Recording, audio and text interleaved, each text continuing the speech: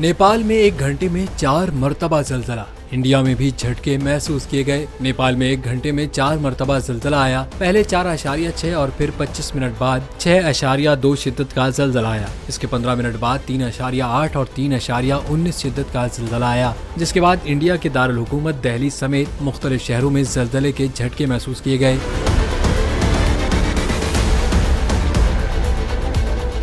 नेपाल के मकामी वक्त के मुताबिक दोपहर 2:51 पर जलजले के झटके महसूस किए गए, जबकि हिंदुस्तान टाइम्स के मुताबिक नेशनल सेंटर फॉर सेस्मोलॉजी ने कहा है कि रेक्टर स्केल पर जलजले की शिद्दत 6.2 रिकॉर्ड की गई और इसकी गहराई 5 किलोमीटर थी। रियासत उत्तर प्रदेश में लखनऊ, अमरोहा और हापुड़ समेत 30 अजला में जलजले के झटके महसूस किए गए, लेकिन नेपाल और इंडिया में जलजले की वजह कोई जानी और माली नुकसान नहीं हुआ।